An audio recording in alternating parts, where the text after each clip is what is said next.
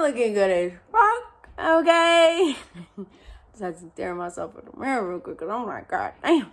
Anyway, what up, y'all? It is Crew, also known as the Rainy Storm, checking in. I am your Cosmic Rootwork astrologist specializing in Mars activations as well as North Node and South Node consultations. So if you would like to book a personal reading with me, you can hit me up. All info below, as well as my tapestries, as well as my North Node and South Node consultations. If you would like to book any type of reading, any of my artwork, like I said, all information below, as well as my Mars activations too. So we're gonna get just right into it. We are on the Neptune series. We're actually finishing up the Neptunian series today, and we're going to be talking about Neptune in Pisces. So we're going to be talking about the energy of Neptune first, and then we're going to be talking about Pisces. I mean, they go hand in hand because Neptune's home ruler, our Pisces home ruler, is Neptune. So it's in its home sign. It's in its home placement.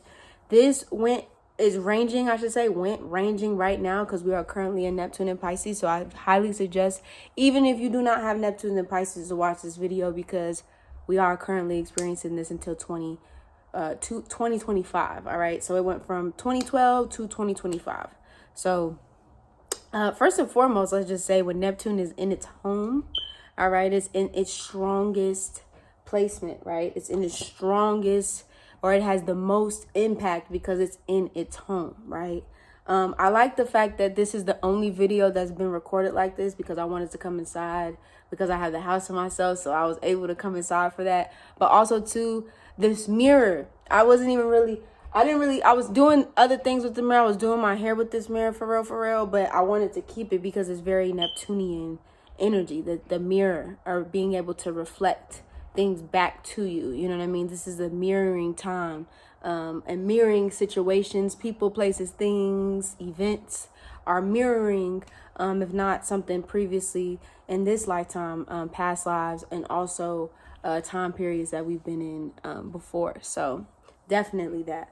Neptune, though, let's talk about it. Neptune is the planet of, like I said, its rulership. It rules over Neptune.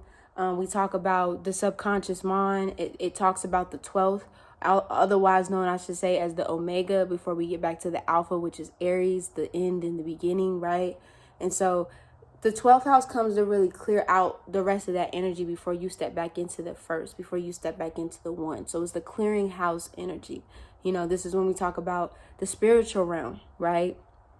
You know, what we say when, sorry about that alarm, it's going to be going, the smoke, yeah, y'all know what I'm talking about.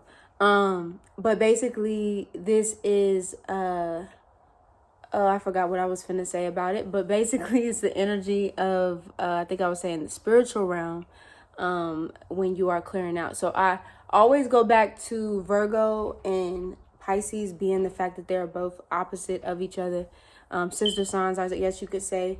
Virgo being mutable earth, and then Pisces being mutable water, right? So Virgo being in this material plane, in this reality-based world, the day-to-day, and Pisces being the spiritual realm, the unveiling, the unseen, the things that are hidden, the things that you can't initially see. So this is everything from like your spirit guides. I often even have like a saying where I think of this energy as, if you watch the Avatar, I love the Avatar, but if you watch the Avatar, this energy could definitely come out and play out as when Aang goes into the Avatar state, and not when he's actually fighting, but when he's actually being able to connect back with his ancestral lineage, you know, and he goes and seeks that wisdom and that guidance from his ancestors and people that have come before him, and his spirit guides as well. So that's a little bit about the Neptunian energy. It definitely can be deceptive. It definitely can be a troll. But one thing about all the other planets is you might be able to offset them, but not Neptune. You can never get away from that Neptunian pull. So you just kind of have to flow with it instead of going against it. This can also be, before I move on, the energy of escapism and illusions. What you do, or the things that you do to escape in the mind, right? Or when you're not exactly present, you are channeling Neptunian energy. It is basically being able to pull up things in the mind and make them into the reality. So but Neptune also rules media. Neptune also rules artwork. It rules what's called media and art, so and music, so you're able to pull that out of your subconscious and make it into this reality-based world with Neptune here. So if we're talking about Neptune in its home sign of Pisces, once again, this is where we come to talk about spiritual ascension. If you notice, during this time, a lot of people are going back to connect, not only with their lineage, but a lot of people are starting to actually question what are their beliefs. You know what I mean? What do they believe in? Where did that come from? And being able to really heal the energy of whatever it is that you were taught, or whatever it is that you believe, to get that healing. Also, too, I think of the inner child here. I feel like the inner child comes, or is definitely housed in not only the 5th house, but I feel like the inner child is also housed in the 12th house. You know, we keep our inner child sometimes not only in our heart, but also boggled up in our mind. So it can create like different and certain limitations, you know, or certain obstacles in our lives that we have to get through, and we have to get through accessing our inner child to get through those things, are basically reconnecting back to that inner child to get back to those things as well.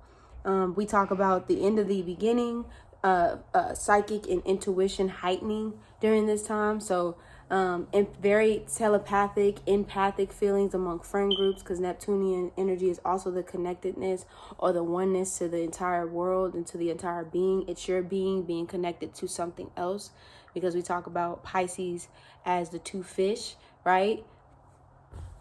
The yin and the yang, right? And being able to connect back to that source.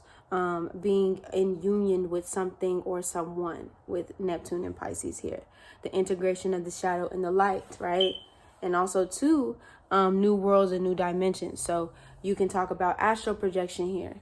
You know, you can talk about going into different realms and different portals through your dreams. It's also ruling dreams here with Neptune and also Pisces. You know, so definitely paying attention to your dreams here. Maybe creating even I would suggest creating even a dream journal for yourself, so you can go back on the dreams that you had and actually try to basically going back on the dreams that you have and basically trying to interpret those dreams that you do have, so you can get the messages that, or downloads, if you will, from spirit and your ancestors and spiritual team. You feel me? So that occult knowledge of wisdom, Akashic records, and outer body experience. Sometimes when we talk about Piscean energy, or we talk about Neptunian energy, we think about this idea of connecting or having an outer body experience with yourself. You know, sometimes when you are checked out of reality, your body becomes or falls into autopilot. So Neptune and Pisces energy can also feel like things are happening, but really, is it really happening? Are they there? Like feelings of, I don't really know if this is real or not. I don't know if this is fake or not. I don't know I don't know what this is, you know, but it's here, if that makes any sense. So I could use an example of basically saying, like, knowing that you have people surrounding you, or knowing that you have people around you, but you can't see them, or feeling this other energy, or feeling the, you know what I mean? The ability to feel other beings around you, but not being able to completely see them, you know, but knowing that those things are real. Or outer body experience in itself. I think I was explaining something else, but outer body experience in itself, where your body's here, like I said, running on autopilot, but you checked out into somewhere else. Oftentimes I feel like that's our dreams, but that's a whole nother conversation for real.